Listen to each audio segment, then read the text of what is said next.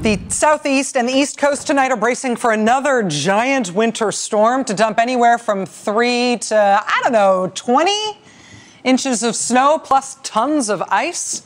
Again, the storm has already begun in some parts of the southeast as of right now. It's expected to make its way up the east coast tomorrow night and all day throughout Thursday. Our nation's capital, Washington, D.C., is anticipating a storm like something they haven't seen for almost 3 decades. Do you remember how Washington was absolutely stymied by the big snowstorm they called Snowmageddon back in 2010? Well, this year, everybody is worried that this storm that's bearing down on D.C. right now might be even bigger than that. A high-impact event. It's going to start out as snow for everybody. Obviously, the amounts are going to vary widely. Major travel delays and widespread cancellations are likely. Really just depends on the track of the storm. Newest model data does indicate the storm will be hugging closer and closer to the coast. That means a heavy, wet snow, much like blown concrete, not the powder like we had the last time. Blown concrete, the warning from NBC Washington Bureau's weather forecast. Blown concrete? Sorry, sounds terrible. But glass half full here. A byproduct of this gigantic winter storm is that we as a nation are not going to default on our national debt and send the entire global economy into a freefall. So it's a nice side effect of the storm. The House of Representatives decided to vote tonight, just a couple of hours ago, to raise the nation's debt ceiling with no strings attached. They're not raising the debt ceiling, but only if Democrats agree to repeal Obamacare. They're not raising the debt ceiling, but only if President Obama approves the Keystone Pipeline. No, the House just voted tonight to just raise the debt ceiling through March of next year, thereby assuring the world that the U.S. will not default on our debt. It's a clean rise, no policy strings. We will pay our bills. As late as last night, everybody expected some new demand from House Republicans about what they wanted in exchange for paying the country's outstanding debts. But the House Republican meeting last night, where they were supposed to figure out what their demand was going to be, that meeting did not seem to go very well. Republican members apparently refused to go along with their leadership's suggestions. NBC News reports that at one point in the meeting last night, Republican Congressman Mike Kelly of Pennsylvania stood up and screamed to the room, quote, "What kind of team is this?" Congressman Kelly reportedly received some applause for his remarks, but still nowhere near enough Republican members of Congress fell in line behind their supposed leaders of this supposed team.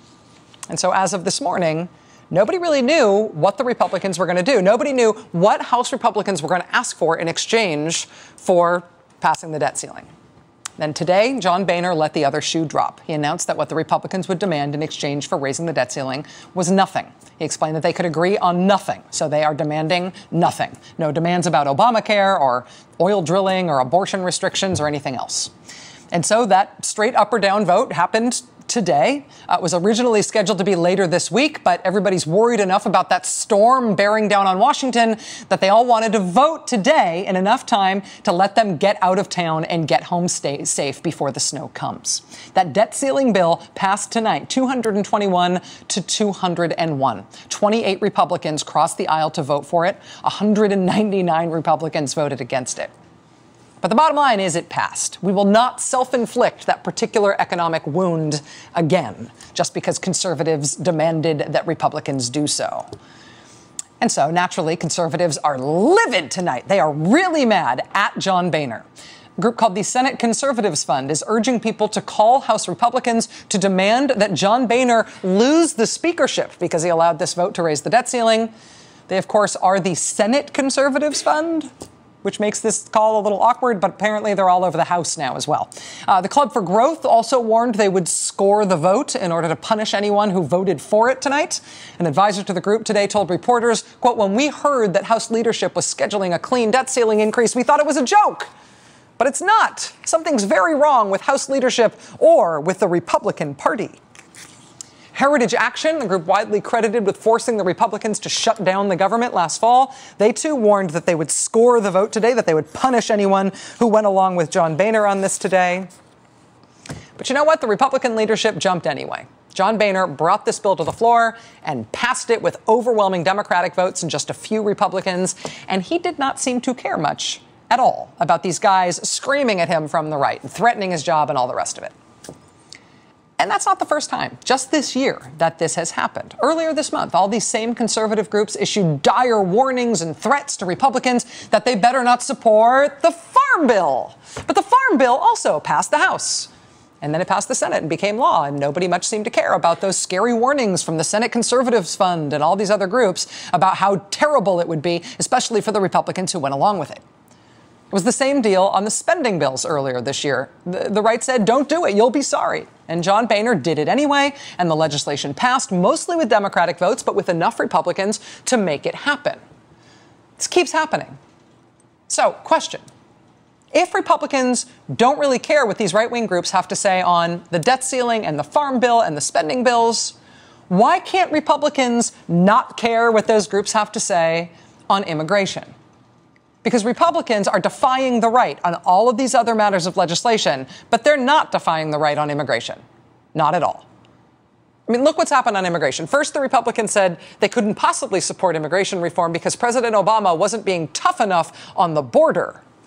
Well, the administration then forced a record number of deportations at the border and a record increase in border security. So Republicans decided, okay, then that wasn't their issue. They didn't want immigration for a different reason. House Republicans then said they couldn't possibly consider a comprehensive immigration plan. It had to be piecemeal, had to be a bunch of individual bills instead of one big bill. And so the president said, okay, sure, if that's what you're willing to consider, I can work with that. I don't care what the bill looks like. Let's just pass something. We can do it in a million little pieces. So then, of course, House Republicans decided actually that wasn't their issue. They didn't want to do it for a whole different reason. Their latest reason was this. House Speaker John Boehner dampened prospects for immigration reform this year, blaming a lack of trust between the White House and the Republicans. We won't pass this because we don't trust the president. To which Democrats responded, okay, you don't trust the president? No problem. We can work around that. We'll pass an immigration law that doesn't go into effect until President Obama isn't president anymore. It'll go into effect after he leaves office. Then you don't have to worry about the fact that you don't trust him. Is that good enough? No, of course not. Republicans said, oh, that's not our issue anymore. Immigration still can't happen because actually we don't know who the next president's going to be either. Republican Congressman Jim Jordan said, quote, we don't know who's going to be president in 2017. So you need to guarantee that they get their chosen president in 2017 or there can't be immigration. We might not like the next president either. We can't pass immigration with tons of deportations and border security. We can't pass immigration piecemeal. We can't pass it after Barack Obama is no longer president. I mean, on every other issue now, the Republicans are wailing about it, but in the end, they're shooting down the conservatives who are telling them to say no to everything. They're defying those conservatives on all these other issues. Why not on this issue? Why are the conservatives winning and the Republicans still saying no on this one issue?